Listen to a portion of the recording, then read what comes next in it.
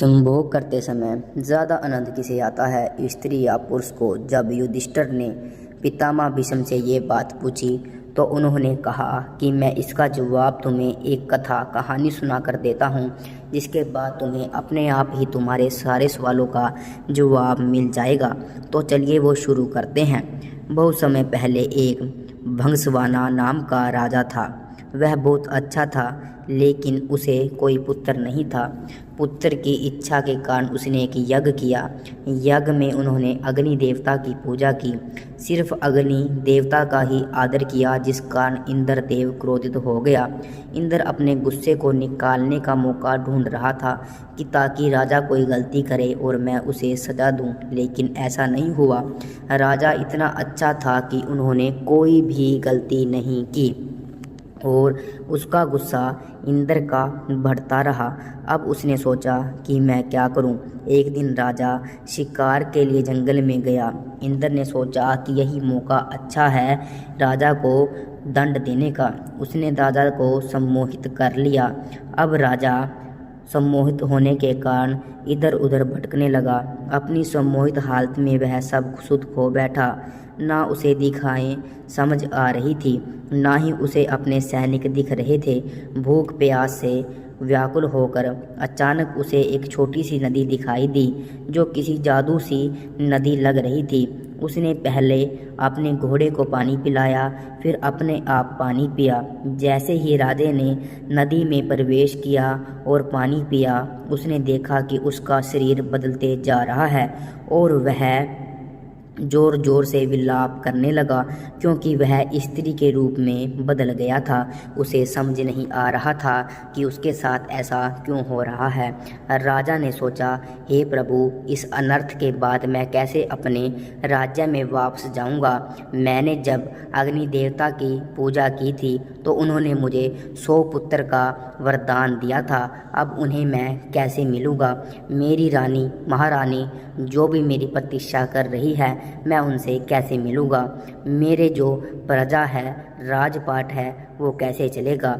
स्त्री के रूप में जब राजा अपने राज्य वापस पहुंचा तो लोग उसे देखकर हैरान हो गए। राजा ने सभा बुलाई, अपनी रानियों, पुत्रों और मंत्रियों से कहा, अब मैं राजपाट संभालने लायक नहीं रहा हूँ।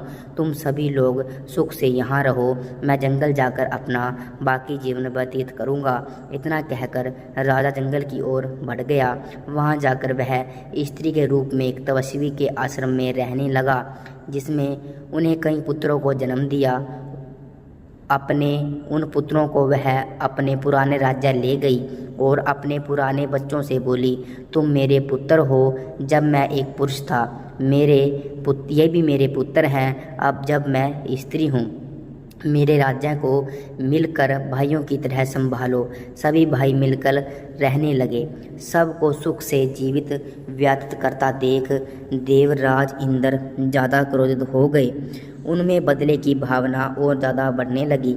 इंद्र सोचने लगा कि ऐसा लगता है कि राजा को स्त्री में बदलकर मैंने उसके साथ बुरे की जगह अच्छा कर दिया।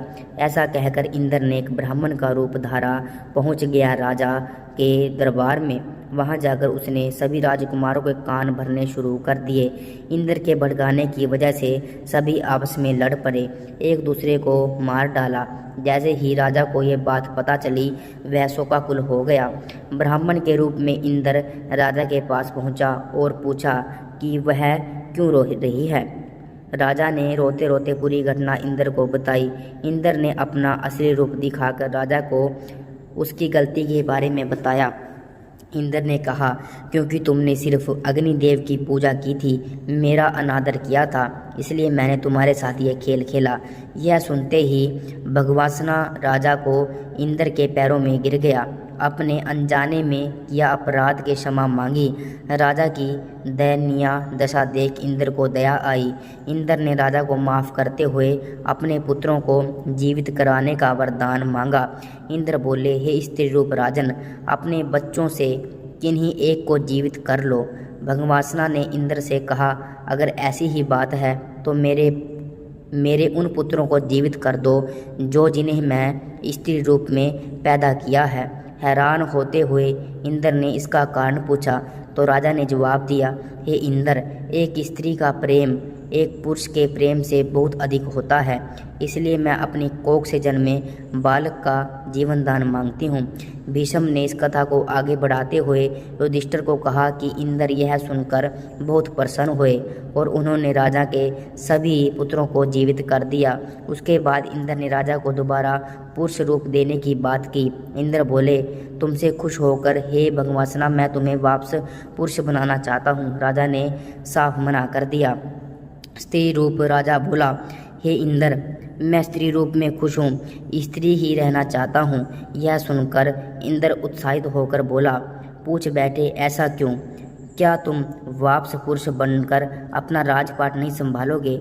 संभावना राजा बोला, क्योंकि संभोग के समय स्त्री को पुरुष से कहीं गुना ज़्यादा आनंद, तृप्ति, सुख मिलता है, इसलिए मैं स्त्री ही रहना चाहता हूँ।